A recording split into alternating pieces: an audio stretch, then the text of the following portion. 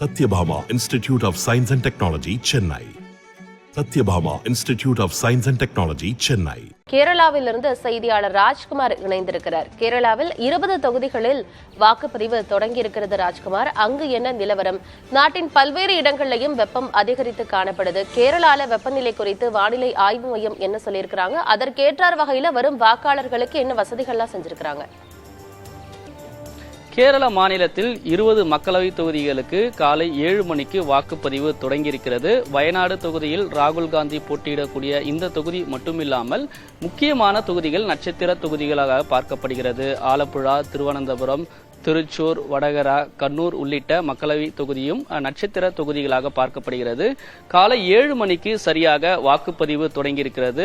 கண்ணூர் தலச்சேரி நகர வீதியில் இருக்கக்கூடிய இந்த வாக்குச்சாவடி மையத்தில் இருக்கக்கூடிய காட்சிகளை ஒளிப்பதிவாளர் தினேஷ் காண்பித்துக் கொண்டிருக்கிறார். வாக்காளர்கள் காலை 6 மணி முதலே வாக்குச்சாவடி மையத்திற்கு வருவதற்கான ஏற்பாடுகள் செய்திருக்கிறார்கள். நீண்ட வரிசையில் காத்திருந்து தங்களுடைய வாக்குகளை பதிவு செய்வதற்காக வாக்காளர்கள் காத்திருக்கிறார்கள்.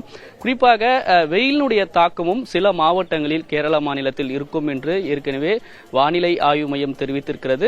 அது மட்டும் இல்லாமல் வாக்காளர்கள் தங்களுடைய ஜனநாயக கடமையை ஆற்றுவதற்காக இங்கு காலை 6 மணி முதலே வந்திருக்கிறார்கள். சரியாக வாக்குப்பதிவு தொடங்கியிருக்கிறது. வரக்கூடிய வாக்காளர்கள் அடையாள அட்டை ஏற்கனவே அவர்களுக்கு பூத் ஸ்லிப் வழங்கப்பட்டிருக்கிறது. அதை காட்டி தங்களுடைய வாக்குகளை பதிவு செய்து வருகிறார்கள்.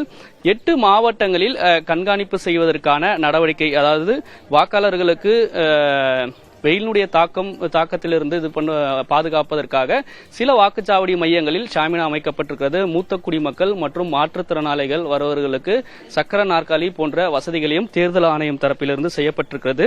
அதேபோன்று பாதுகாப்பு நடவடிக்கையை தீவிரப்படுத்துவதற்கான ஏற்பாடுகளை தேர்தல் ஆணையம் செய்திருக்கிறது. கிட்டத்தட்ட 75% வாக்குச்சாவடி மையங்களில் வெப் காஸ்டிங் மற்றும் சிசிடிவி கேமரா மூலமாக கண்காணிப்பு செய்வதற்கான நடவடிக்கையை தேர்தல் ஆணையம் எடுத்திருக்கிறது. 742 பதற்றமான வாக்குச்சாவடி மையமும் 1161 மிகவும் பதற்றமான வாக்குச்சாவடி மையம் என கண்டறியப்பட்டிருக்கிறது. கேரள மாநில காவல்துறை மட்டுமில்லாமல் 62 துணை ராணுவ படையினர் பாதுகாப்பு பணியில் இருப்பதற்கான நடவடிக்கையை தேர்தல் ஆணையம் எடுத்திருக்கிறார்கள். கிட்டத்தட்ட 13,000 காவல்துறையினர், இந்த மாநில காவல்துறையினர் பாதுகாப்பு பணியில் இருப்பதற்கான நடவடிக்கையும் எடுத்திருக்கிறார்கள். அனைத்து வாக்குச்சாவடி மையங்களிலும் தீவிரமாக கண்காணிப்பு செய்வதற்கான ஏற்பாடுகளை தேர்தல் ஆணையம் எடுத்திருக்கிறது. இந்த முறை, அதாவது 5 லட்சம் முதல் தலைமுறை வாக்காளர்கள் இந்த மாநிலத்தில் தங்களுடைய வாக்குகளை பதிவு செய்வதற்கான ஏற்பாடுகளையும் செய்திருக்கிறார்கள்.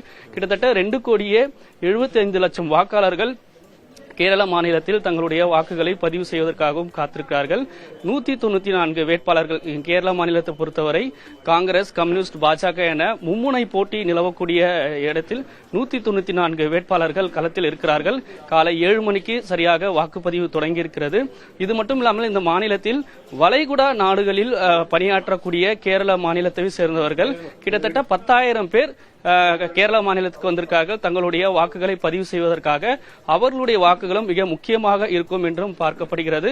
கடந்த மக்களவைத் தேர்தலை ஒப்பிடும்போது இந்த தேர்தலின் போது வாக்கு சதவீதம் உயரும் என்றும் இங்க இருக்கக்கூடிய கள நிலவரமாக நாம் பார்க்க முடிகிறது.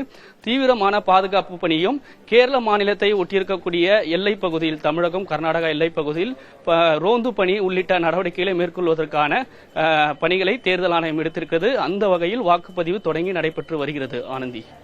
Satyabhama Institute of Science and Technology, Chennai.